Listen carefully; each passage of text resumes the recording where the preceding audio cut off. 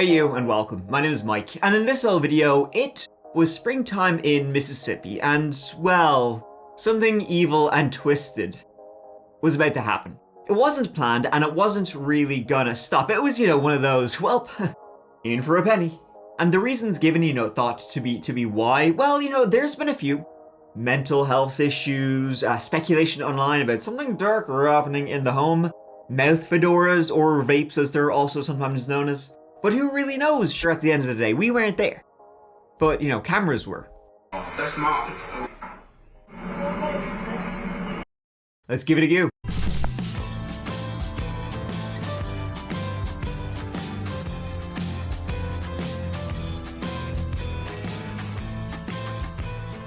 This story takes us to Rankin County, Mississippi. To the east of Jackson lies the city of Brandon, Rankin County capital.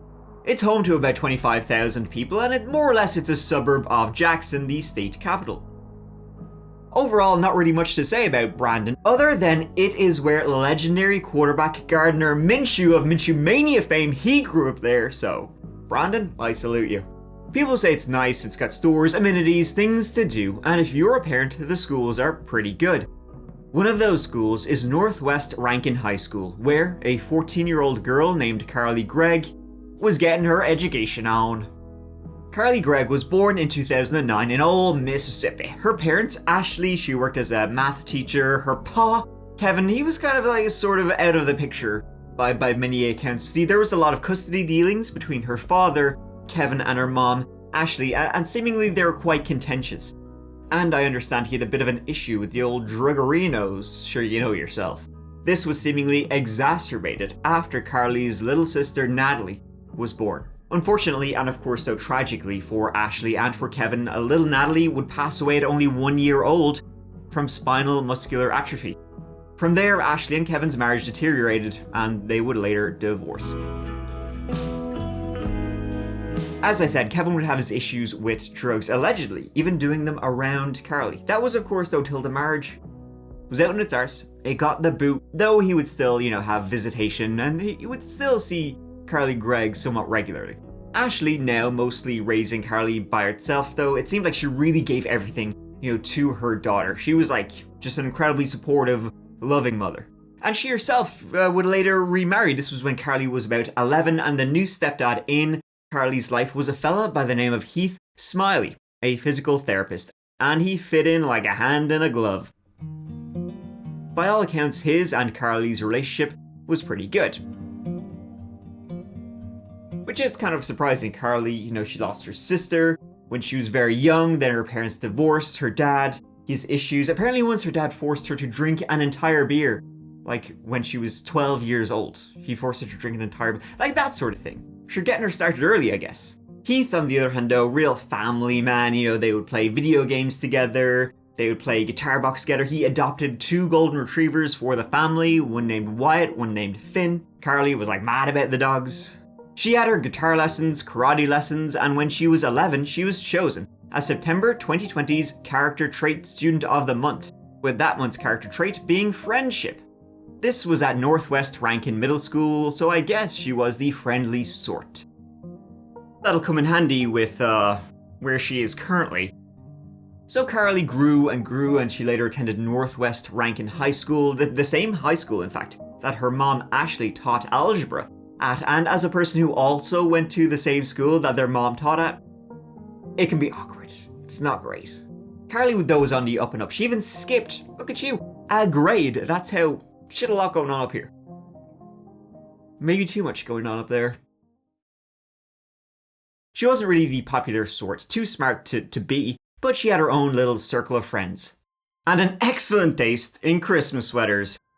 And it was her own group, little circle of friends who were really the first to notice that something was a little bit off about our dear Carly. This was like late 2023, early 2024. See, she had just been on the honor roll. She'd even been voted like student of the year, but now things seem to be like just going downhill. She'd begun to do some very un-Carly things. For example, she once brought a Swiss Army knife into school. It'd be so much cooler if I actually had a knife, man, when I did that. She brought one of them into school, if you can believe that, That got her sent to like an alternative school for a semester. One time she was caught taking snapperinos of her teacher's answer sheet for, upcoming tests. But it was weird because like Carly is like supposed to be a real brain box. Why would she need to cheat on a test? Didn't make any sense. At home, her parents would say, she never seemed violent or angry in the house. In fact, the only emotion that kind of worried her parents, her mom and her stepdad, was she seemed to just be sad.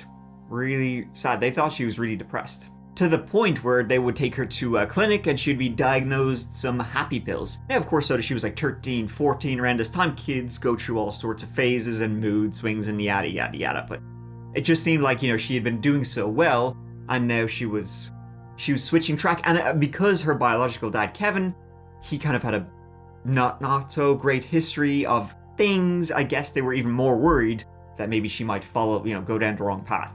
It would turn out as well that she was vaping a lot. I know, mouth fedoras, the douche flutes, if you can believe it, but she was like vaping weed. Which, again, that's the thing, like her parents didn't know about this, but they saw Kevin and they wanted to nip all these little habits in the bud, before she developed into something more. And it's really just the fact that none of these things that she was doing are like insane, oh my god. It's more the fact that it's just very not like her. At times, her parents would take away her iPhone, but Carly had a secret burner phone she would use to text her friends. Some people even said she had things like nipple piercings and tattoos. You gotta be shitting me, she's a loose cannon! It just seemed like she was changing into a completely different person, far more than the usual teenage shite.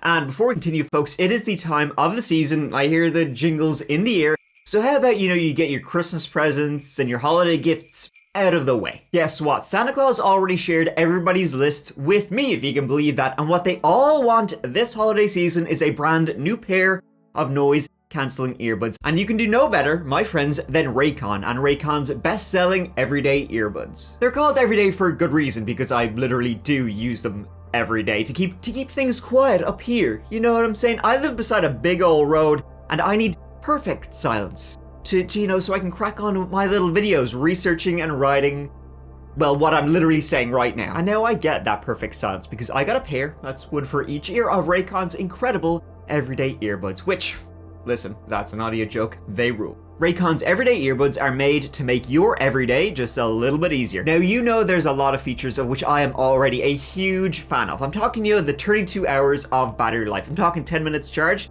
Gives you 90 minutes of battery. We know all of this. What about the brand new ones? How about active ergonomic design or multi-point connectivity that lets you pair with two devices at the same time? They are also available in a whole host of colors and cases, all of which support wireless charging. Look at you! My favorite, goes without saying, because you wouldn't be able to hear me, is the active noise cancellation. Plus, they just look good. You can wear them all the time, even to concerts, so you can listen to music while you're listening to music. Raycon made its name by providing premium audio products at great prices. No BS. Most audio devices are insanely overpriced these days, and Raycon is on a mission to change all of that. They don't outsource their design and development. It's all in-house with their own team to make the highest quality earbuds. So why don't you go out and get a pair of Raycons today or for this holiday season, and you know what? Tell them that chapter sent you. If you do, you get a pretty sweet deal. Click on the link in the description box or go to buyraycon.com/chapter to get up to 30% off site-wide. Yes, you heard that right. I am slaying it with these audio jokes. You can get up to 30% off everything on Raycon's website when you go to buyraycon.com/chapter. Thank you so much to Raycon for supporting that chapter. Please give them a go. Supporting them helps support us here. Now, listen up. Let's get back to it. It was early spring 2024 that Carly would switch her antidepressants. She would say that the first ones were making her feel like a zombie, and then she would go see her new therapist. How are the new pills suiting you? And she would say, not bother, grant. And that would literally happen a couple of days before this entire story came to a head. On March 19th, 2024, everybody was up and at 'em as per usual. Carly and Ashley getting ready to head into school together. Heath, Smiley, stepdad, he's getting ready to go to physical therapist-ing for the day. So Ashley and Carly, they got in the car, they started driving. Ashley, of course, going to be teaching for the day. Carly, 14 years old, in 10th grade, going to be studenting for the day. Later on during that day, March 19th, that one of Carly's friends approached her mom. Ashley during, one of the breaks between periods and basically said, we're her friends and we're worried about Carly. She's acting as wrong, she's acting off. Carly's friend would tell Ashley that, she's vaping the devil's lettuce. She's got a burner phone. She's cutting her legs. Basically, if your teenage friends are also worrying about you at this point, they felt, it's not very common that your friends would go to your parents and say, oh, we're worried. They basically thought Carly, though, was self-medicating for some more serious issues and thought Ashley deserves to know what her daughter was going through. So, Carly and Ashley then, they finish up the school day at around 3:30. Carly, Ashley, they drive home. And Ashley, during that car ride, of course, would have been giving her daughter, Carly, the old, is there anything you want to tell me, maybe?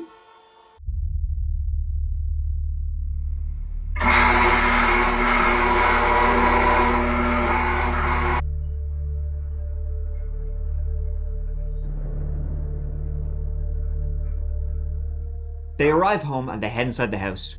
Who let the dogs out? Carly did.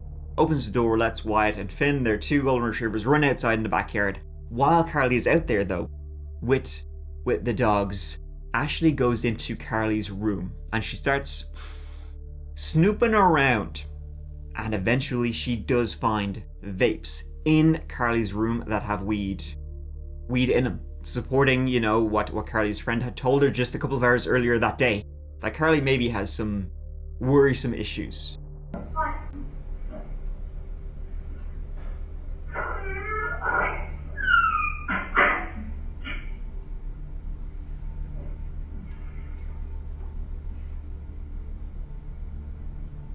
What happened next?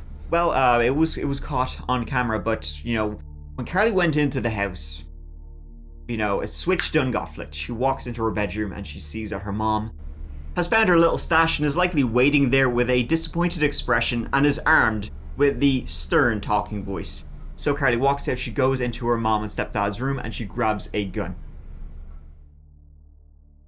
Now, it was a gun-friendly home. Carly, she had shot before, and Keith, he had firearms, he had, a shotgun, he had AR, he had some other guns locked away in a safe. But Ashley, she also had a gun. Ashley would keep a gun in a little cubby under her side of the bed. Ashley was apparently scared of her ex-husband Kevin, so she always wanted to have a gun, nearby, just in case he showed up maybe out of his mind sometime.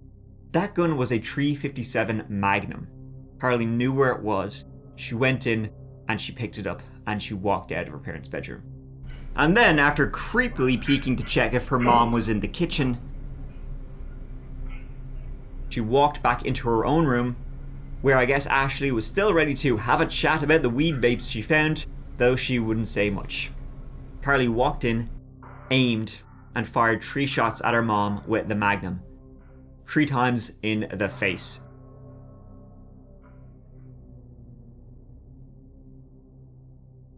What happened next made it seem less likely that Carly snapped and did something without thinking, because she definitely thought about what she was going to do next, and it was not immediately call the police. Instead, she walked back into the kitchen, picked up her mom's cell phone, texted Heath asking, "When will you be home, honey?" Heath, responding to Ashley, said, "I'll be a little bit longer." Carly then replied with a thumbs up emoji. She then grabbed her own phone and started texting her friends, about 5 or 6 of them. She was texting them saying she'd effed up and that she needed help stat. She then called 2 friends saying she needed help, but couldn't say why over the phone. One even offered to call 911 for her, but she said nope. It was one friend, only identified in court documents as BW, who arrived to the home first, the Gregg home first. She arrives to the door, Carly opens it and then asks, "Have you ever seen a dead body before? Wanna?" Then Carly takes her into the bedroom, Carly's own bedroom, where her mom Ashley is laying there on the floor. BW would later say, Carly, not a bother on her. She seemed grand. She wasn't, upset, freaking out. She seemed like, hey, saying check it out as if it was like the new goldfish she got. Then Carly says to her friend BW, "I'm gonna shoot my stepdad next. He'll be home in a few minutes. He'll be home any moment now. Why don't you go wait out back and you'll hear the gunshots?" This friend BW did just that. Walked outside into the backyard where the 2 dogs were hanging out.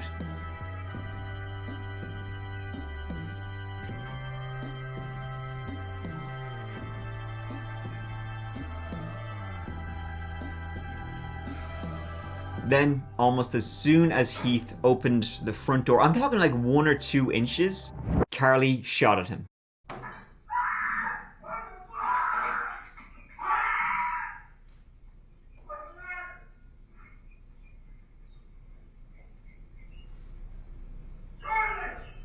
The bullet grazed his shoulder and he was able to actually wrestle with Carly and get the gun off her, while 2 more shots rang out, but thankfully both of those 2 shots didn't hit anybody. He would say 14-year-old Carly was screaming at him in terror as if like he was a demon or something like that. In fact, what he thought was happening was that there had been an intruder in the home.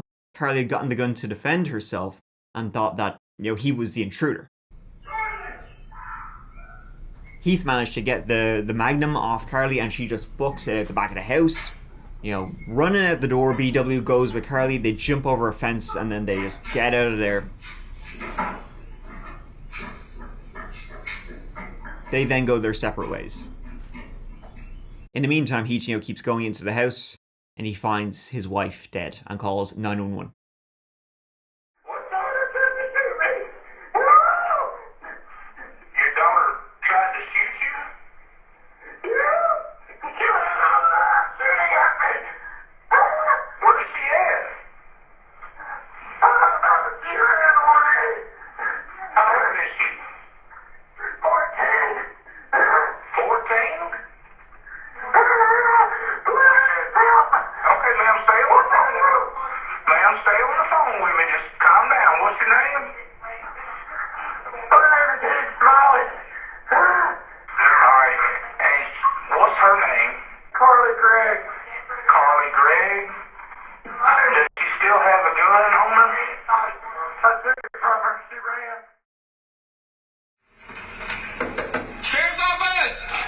Officers then arrived.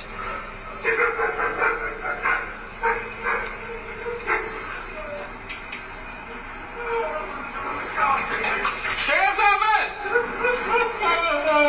He was in jeans and a grayish t-shirt. She's got short, brownish hair. So, jeans, a gray t-shirt, short brown hair. She ran into the backyard and I tried to follow her. She jumped the fence and ran. He's gray, but he's 10-2. It went through his shirt. Here. Ashley's body was found and a bolo was put out for Carly Gregg.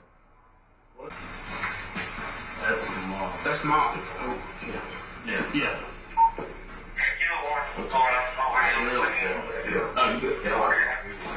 No, mom and dad both got it. Mom and dad both what? Got hit. Okay. And dad's got it through and through in the shoulder. He's already in the ambulance. Whirlybirds went up to look for her, but sort of randomly, an officer was driving down the road and he thought he saw her. He pulled up, asked her if she was involved. She said, "Yes, sir. Is my dad okay?" I got her handcuffed. Alright, sweetie. Look. Let me step out real quick for me. Alright. Hey, so what I'm gonna do is I'm gonna move over around to the front of you, okay? I'm gonna move the handcuffs around to the front of you. Okay. Alright, so what we're going to do here is we're going to swab your hands, okay? Right. Now, we'll ask you a bunch of questions, but obviously you fired with a pistol, correct? Yes, sir. Okay. Alright, look. I need you to hold your hand out like this. I'm going to do your right hand first, okay? Just your right hand. Like that. What is this? It's a GSR. It shows which hand did you shoot with? Okay. Which hand did you shoot with? Almost as if she snapped out of whatever kind of trance she had been in. Alright. Is my stepdad okay? I don't know, baby. I can't talk to you about Oh, it. he's here. I'm sorry. Are you okay? Yeah, fine. Carly was charged as an adult and charged with murder and attempted murder. Everybody on this street, go ahead and lock your doors and stay inside. Someone who is dangerous is on foot. Deputies said that someone was 14-year-old Carly Madison Gregg. Funnily enough, not funny, but a couple of days later, Heath was at home in the house with his mom. Heath, he just lost his wife and his stepdaughter. She had just tried to murder him, so you can imagine he's not in the best form at the time. So he's clearing out the fridge though, because, people were trying to, traumatic thing, they'll bring over, big dishes of food. Any kind of L shite. So he's clearing out the fridge anyway, and he sees behind some water bottles in his fridge, a camera. The camera that took this footage. It appeared this camera had been hidden inside the fridge, likely by Carly. As in, she didn't want anybody to see this footage, so it's like, what? This is the last place anybody will look. No one ever thinks to check the fridge. In the footage, she's even hiding the gun from the camera. He turned over this footage to the police, and also a second camera that they had in the garage. But he would say, he turned the camera over to the police, but they never actually took it, and they never took the footage from the camera that had been in the garage. So he decides to do it himself. Takes out the SD card of his camera and starts, looking through the footage. The police then threatened to charge him with evidence tampering, as if he, was deleting footage from the camera. Now, he hadn't. He was just trying to do the police's job, and the police would later say that he hadn't actually, tampered with any of the footage that had been taken. But it was just pretty weird. What? The police threatening him when they don't do their job? But anyways, they later dropped it. Though this would result in another charge for Carly tampering with evidence, trying to, poorly hide the camera, which kind of captured the entire murder. Carly would be offered a plea deal, 40 years, which she turned down. All right, Miss Gregg, did you receive that recommendation of 40 years? Yes, sir. And it was your choice and your choice alone to reject that recommendation? Yes, Your Honor. Things weren't looking good for Carly, and they weren't gonna improve, let me tell you. She was gonna go on trial with an insanity defense, which she did come September 2024, only 6 months after the murder and attempted murder. Basically, she didn't know what she was doing, she blacked out. Jesus, lads, what did I just do? We believe the evidence will show that there were 3 victims on March 19th. Ashley Smiley, Heath Smiley, and Carly Gregg. That they were all 3 victims. Carly was not aware on March 19th that she had a mental illness. Prosecution said nope. She knew full well what she was doing. You saw what she did. That person has not been restored. That person was never insane to begin with. You know what you didn't hear the defense attorneys talk about? The insanity standard. You know why you don't want to talk about the standard? Because they can't prove it. They can't prove it, ladies and gentlemen. You know what they tried to stand up here and say? The state hasn't told you why. Ladies and gentlemen, when we talk during voir dire, what do we talk about? That's not the state's burden. You won't find one place in the jury instructions that it tells you that the state of Mississippi has the burden to show you why Carly Gregg killed her mother, to show you why Carly Gregg attempted to kill Heath Smiley, to show you why Carly Gregg removed that camera that caught her actions and hid it into the refrigerator. That's not our burden. Our burden is to show beyond a reasonable doubt that she did it. And the defense attorneys have admitted that she did it. She has anxiety and depression. Ladies and gentlemen, it is undisputed that anxiety and depression do not cause someone to commit murder. They found her journal, which goes at one point, there was a page titled, "What Do I Believe?" Carly had written, "There is no God. Heaven and hell are fake. Love is important." Yada yada, but the good stuff was at the bottom. It's okay to be evil. Sometimes you must jump into the dark to truly see the light. Death is inevitable. I mean, it sounds like kind of typical teenage bullshit to me. We have the defendant's journals and text messages telling us what happened. She says, "I choose fire. It is powerful, beautiful, and deadly.